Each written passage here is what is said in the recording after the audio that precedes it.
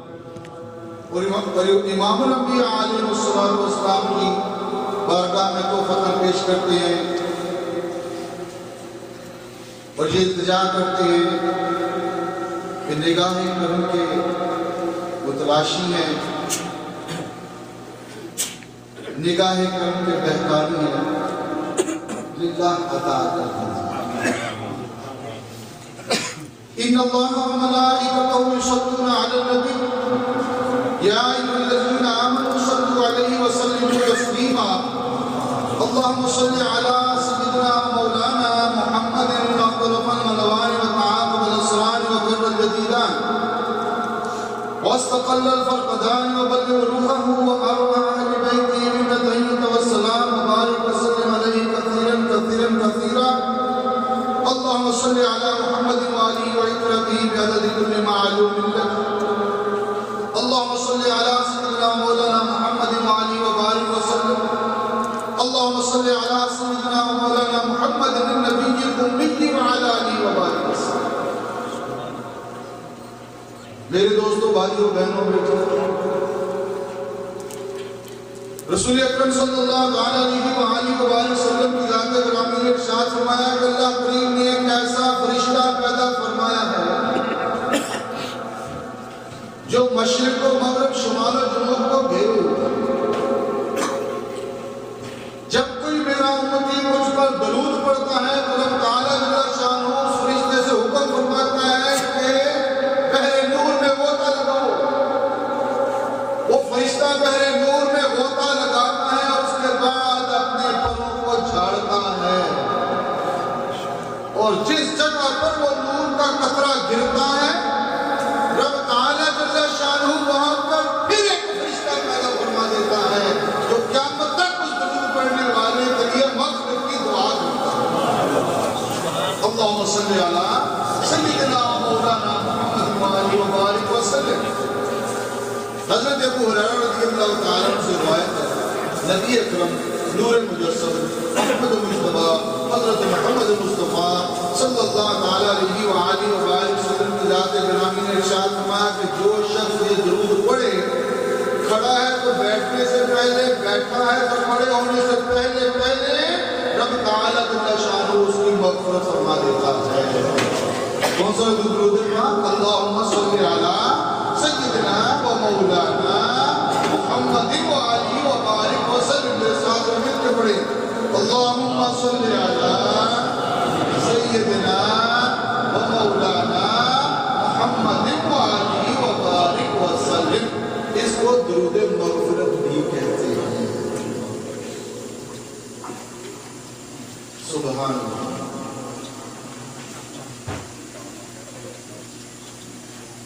کیا وہ سما تھا؟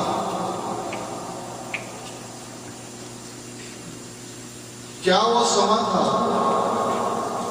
کیا وہ گھڑی تھی کہ جب امام الانبیاء حبیب کبریا احمد المجتبی حضرت محمد مصطفیٰ صلی اللہ علیہ وآلہ وسلم دنیا میں تشریف فرما ہوئے، حضرت بی بی آمنہ رضی اللہ تعالی عنہ بیان کرتی ہیں کہ جب محمد صلی اللہ علیہ وآلہ وسلم دنیا کے اوپر تشریف فرما ہوئے تو میں نے کیا دیکھا کہ مجھ سے ایک نور جدا ہوا ہے۔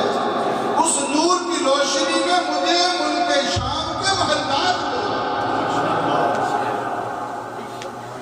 وہی نور جب پروان چڑھنا شروع ہو گیا، یہاں پہ ایک شاعر کے یہ کلمات بھی ذرا دہراتے جائیں۔ سبحان جناب آمنہ کا چاند جب چمکا زمانے میں، جناب آمنہ کا چاند جب چمکا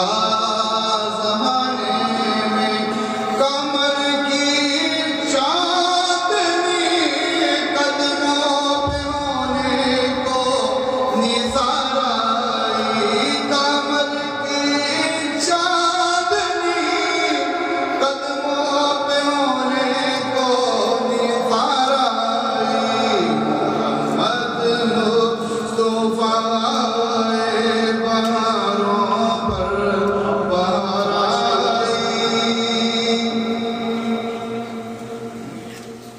جو آیت کریمہ آپ کے سامنے تلاوت کی ہے،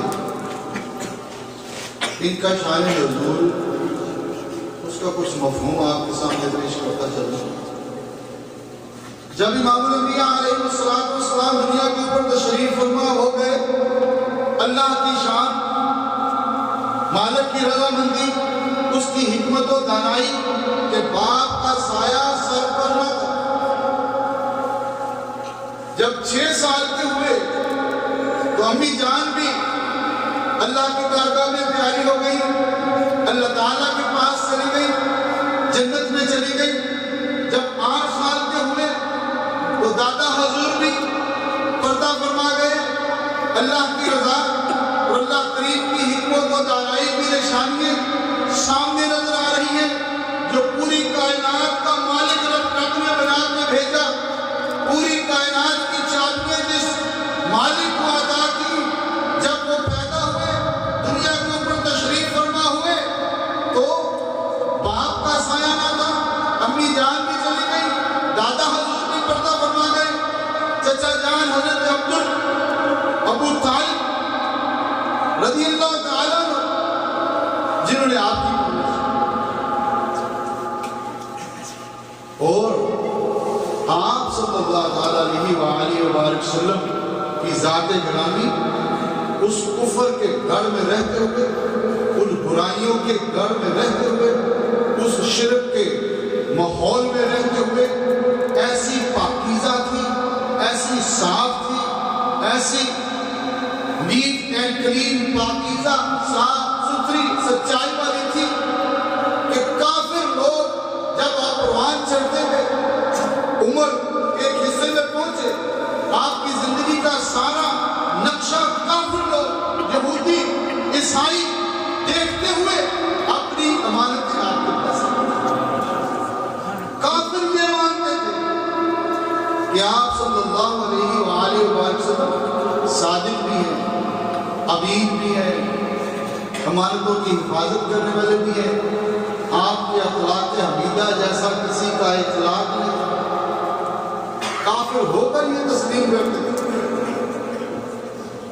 جب امام الانبیاء علیہ السلام نے لوگوں سے کہا کہ لوگوں، اگر میں تمہیں یہ کہوں کہ اس پہاڑ کے پیچھے سے ایک فوج تمہارے اوپر حملہ کرنے والی ہے تو کیا اس بات کو تسلیم کر لو گے؟ کافروں نے کہا، منکرین نے کہا کہ آپ تو صادق بھی ہیں، وعدے کو بھی پورا کرتے ہیں، امانت کی بھی حفاظت کرتے ہیں، آپ تو صادق الوعد الامین ہیں، ہم یقین کے ساتھ اس کو تسلیم کریں گے۔ اور پھر فرمایا کہ لوگوں یاد رکھو اور قبول کر لو اور مان لو اس بات کو کہ میں اللہ کا سچا نبی ہوں، میں اللہ کا سچا نبی ہوں۔ یہ فرمانا تھا کہ وہی حمایت کرنے والے، ہمدردی کرنے والے، تعاون کرنے والے، اچھا سلوک کرنے والے جان کے دشمن بن گئے، جان سے مار دینے کا سوچنے کے لیے تیار ہو گئے، طرح طرح کی تکالیف آپ کے لیے کھڑی کر دی، یہاں تک کہ آپ صلی اللہ علیہ وآلہ وسلم کو طرح طرح کی لالچ دی گئی، پیسے کی، جائیداد کی، مال و دولت کی، تمام سہولیات زندگی کی لالچ دی، آفر کی، لیکن امام الانبیاء علیہ السلام نے کیا فرمایا کہ میں اس رب کا نبی ہوں جس کے سامنے ان کی کوئی حیثیت نہیں، میں اللہ کا سچا نبی ہوں، میں اللہ کا پیغام تمہارے لوگوں تک پہنچانے آیا ہوں، کہ جو کچھ تمہیں بتا رہے ہو اتنا اور بھی لے آؤ، تو پھر بھی میں اپنے رب کے پیغام کو تمہارے درمیان پہنچانے سے گریز نہیں کروں۔ تو ان لوگوں نے کیا کہا؟ ان لوگوں نے یہ کہا کہ یہ معاذ اللہ ایک ایسا شخص ہے کہ ہم نے ہر طرح کی آفر کی ہے، مال و دولت کی، سونے چاندی ہیرے جواہرات، ہر چیز کی آفر کی ہے، یہ ماننے کے لیے تیار نہیں، شاید ان کا معاذ اللہ دماغ کام نہیں کر رہا، انہوں نے تو واضح طور پہ یہ کہہ دیا کہ معاذ اللہ آپ تو مجنون لگتے ہیں، کہہ دیا کہ معاذ اللہ آپ مجنون ہیں۔ اللہ رب تعالیٰ جل شانہ کو یہ بات دوبارہ نہ ہوئی. فرمایا نون. نون کے معنی کیا ہے؟ یہ حروف مقطعات میں سے تو آتے ہیں کہ جس کا معنی اللہ اور اس کا رسول ہی بہتر جانتا ہے.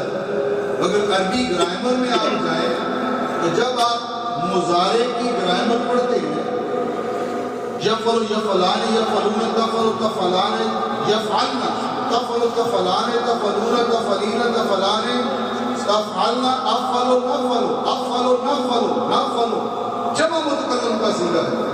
افعل ایک کام کرنے والا، ایک بات کرنے والا. نفعل جمع کا صیغہ ہے، زیادہ باتیں کرنے سے. یہاں پہ تو نون والقلم قسم کھائی رب تعالیٰ جل شانہ نے نون کی اور وہ قلم کی جس نے آنے والی قیامت تک لوگوں کی تقدیر. وہ قلم جس سے رب تعالیٰ جل شانہ کا قانون لکھا گیا. قسم کھا کے رب تعالیٰ جل شانہ نے فرمایا وما یسطرون، اور ان قلم سے، اس قلم سے جو لائنیں، جو اوراق، جو سطریں لکھی گئی رب تعالیٰ جل شانہ نے اس کی بھی قسم کھا کے اس قلم کی، ان لائنوں کی، ان سطروں کی قسم کھا کے کیا فرمایا رب تعالیٰ جل شانہ نے ما انت بنعمت ربک بمجنون، آپ اپنے رب کے فضل سے مجنون نہیں ہیں. آپ اپنے رب کے فضل سے مجنون نہیں ہیں. معاذ اللہ گالیاں دیں کفار، عزت میں فرق ڈالیں کفار، اور مالک کائنات، خالق کائنات، 7 لاکھ قسم کی مخلوق کا رب اپنے محبوب علیہ السلام کی شان کی وضاحت. میرا محبوب میرے فضل سے مجنون نہیں ہے. اللہ اکبر. اور پھر کیا فرمایا وَإِنَّا لَكَ لَأَجْرًا غَيْرَ مَمْنُونٍ، یقیناً آپ کے لیے ایسا اجر ہے جو نہ ختم ہوگا. اور یہاں پہ اور بات آپ کے سامنے بیان کرتا چلوں. ہمارے مسلمان بھائی عام طور پہ کیا کہتے ہیں، دیکھو یار ہم کلمہ پڑھنے والے ہیں، مسلمان ہیں، اور دوسری طرف دیکھیں کافر لوگ ہیں، ہمیں طرح طرح کی تکالیفوں کا سامنا کرنا پڑتا ہے. کبھی کوئی تکلیف، کبھی کوئی تکلیف، کبھی کوئی پریشانی. ادھر کافر لوگ ہیں، ہر قسم کی سہولیات زندگی کے ساتھ زندگی بسر کر رہے ہیں. قرآن سن لو.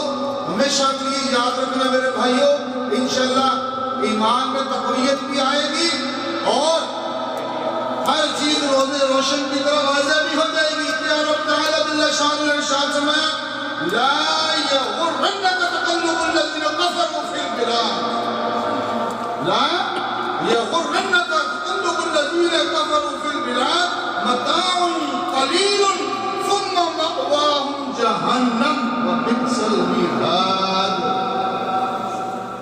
رب تعالیٰ جل شانہ فرماتا ہے یہ کافروں کا عیش و عشرت سے، ہلے گلے سے زندگی بسر کرنا تمہیں دھوکے میں نہ ڈالے.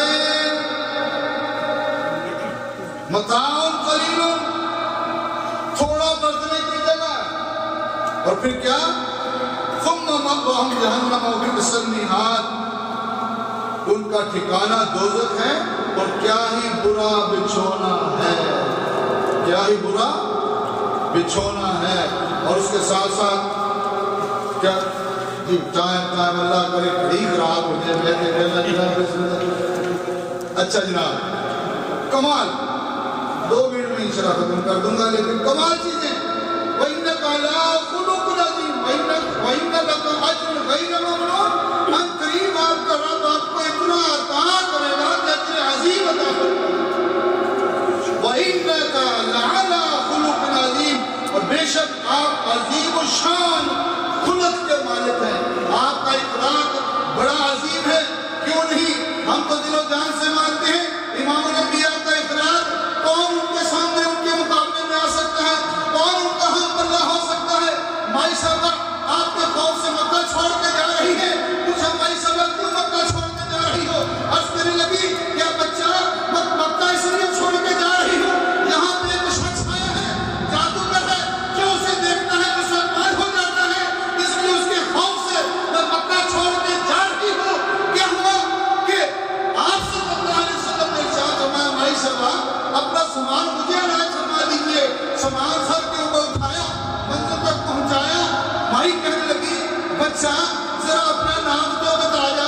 بھائی صاحبہ میں وہی محمد ہوں جس کے خوف سے مکہ چھوڑ کے جا رہی ہوں، جس کے خوف سے مکہ چھوڑ کے جا رہی ہو، درخت کے نیچے آرام فرما رہے ہیں، تلوار سہانے پڑی ہے، دشمن آ گیا ہے، تلوار تھام لی، اے محمد کہنے لگا اے محمد اب تمہیں مجھ سے کون بچائے گا؟ فرمایا اللہ اللہ اللہ، اتنا کہنے تھا کہ اس کے اوپر روب اور دبدبا پڑا، خوف سے اس کے ہاتھ سے تلوار گر پڑی، نبی علیہ السلام نے تلوار تھامی، فرمایا بتاؤ اب تجھے میرے ہاتھ سے کون بچائے گا؟ اب تجھے میرے ہاتھ سے کون بچائے گا؟ کہنے لگا آپ تو رؤوف الرحیم، آپ تو رؤوف الرحیم ہیں، معاف کر دینے والے ہیں، شفقت فرمانے والے ہیں، آپ نے اسے معاف فرما دیا، آپ کے اخلاق حمیدہ کو دیکھ کر مسلمان ہو گیا۔ اللہ کریم نے اپنے پیارے نبی صلی اللہ علیہ وسلم کے اخلاق حمیدہ کو اپنے جسم کا، اپنے دل کا، اپنے دل و دماغ کا، اپنی زندگی کا زیور بنانے کا۔ آمین وما علینا الا البلاغ المبین۔ نعرہ تکبیر، نعرہ رسالت، Jazakumullah, Samdani Sab, for your inspiring words.